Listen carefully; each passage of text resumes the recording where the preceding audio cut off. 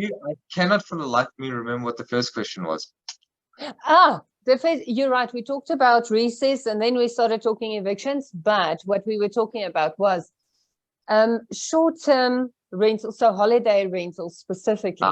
Yes. And there's this whole thing in the industry currently happening that there's a crowd of people that does short-term holiday rentals, and they manage it on behalf of the owner, but they're not registered with the PPRA. And this is starting to be a massive issue for obviously for the legal property practitioner, the registered property practitioner, the guy coming in that doesn't have to pay audit fees, he doesn't have to register, he didn't even have to do his PDEs and those things, didn't have to do any of that. It's Tanny working from home, she just started managing this. And they believe they are exempt from the ambit of the Property Practitioners Act, and where in fact they definitely not. I mean, the definition of a property practitioner in terms of the Act is clearly a person that's managing a property or dealing with a property on behalf of a third party for remuneration. If you do that, whether it's selling a property, renting it out, doing a holiday rental, whatever the case might be, you are a property practitioner. And if you're not registered with the PPRA, the other guys that notice this are allowed to report this to the PPRA. And I recently had a conversation with Delhi, the acting CEO of the PPRA, about this specific topic. And she said they've had a few complaints on this. So, and the business will be fined typically around 25,000 Rand for this, and the person in their personal capacity as well. Sure. So it could be a 50,000 Rand risk that you take to not register as a property practitioner. If you don't have an FFC, also what's going to happen is they will have to repay all the money that they've earned if they paid it without an FFC. So just tell me, out of interest, so I suppose why this question surprises me is, but why? So what's the logic behind feeling that you don't fall within the ambit of the Act? Because I'd love to hear that. Maybe there's some sense to it, but it's property, it's brokering, it's leasing. Yeah, the length has never been defined in the Act as, oh, leasing only applies to 1 month plus. I mean, we can have that debate around Rental Housing Act and that sort of thing, but never. Oh, yeah, and PI. I mean, PI can't apply.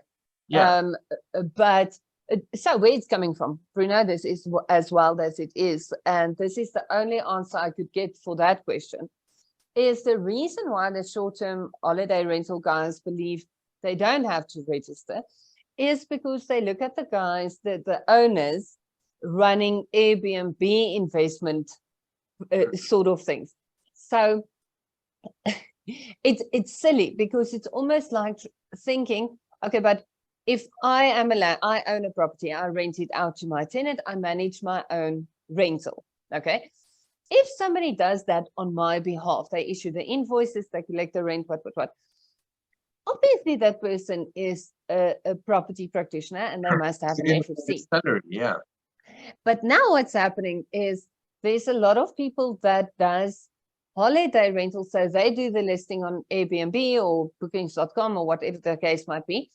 And they charge a fee for that. So they see it more as an administrative role rather than a role of a property practitioner. But I mean, the Act, if you look at the intention of the Act, it is supposed to cover the administrative role because you are delivering a service to the occupant as well as the landlord. And for that, you do require an FFC. So I think that's the logic. It looks like holiday rentals isn't real rentals, but they really are.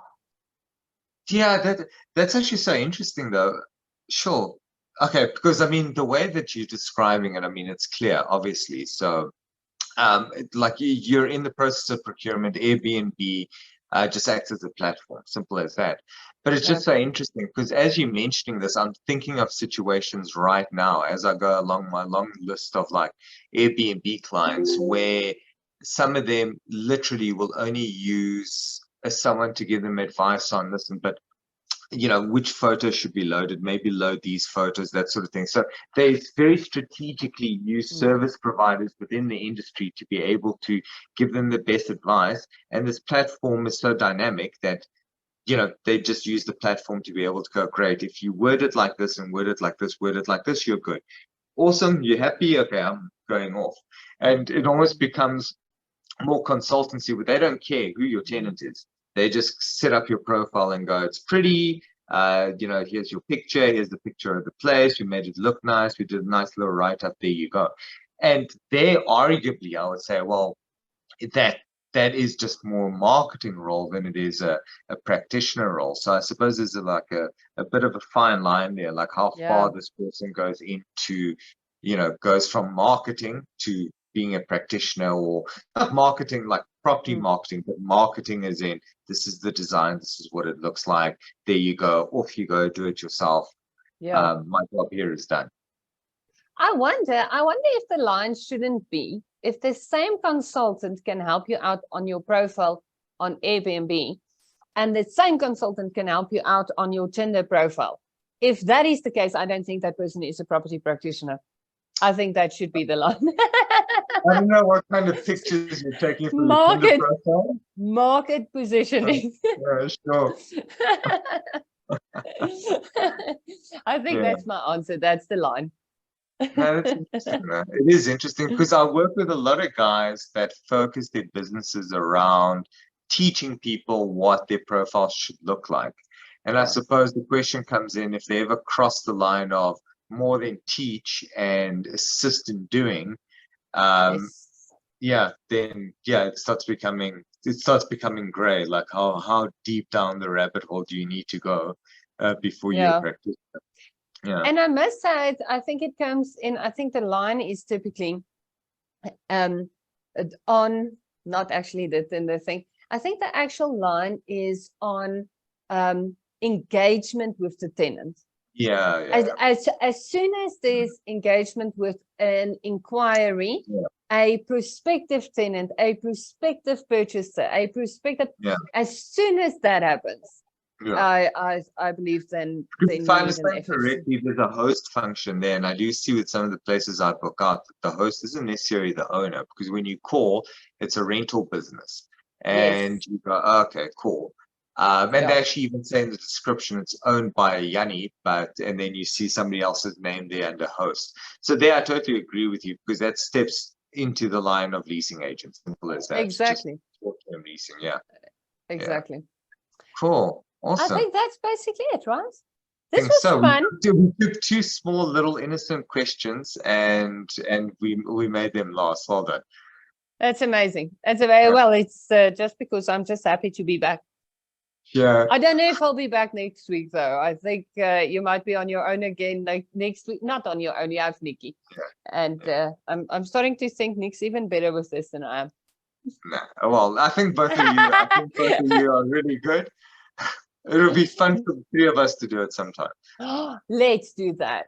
That'd be lovely. This year, we can wear hats and everything. Let's. I like it. Lekker. Cool. Thanks, awesome. Bruno. Thanks so much. Alrighty. Bye. Bye.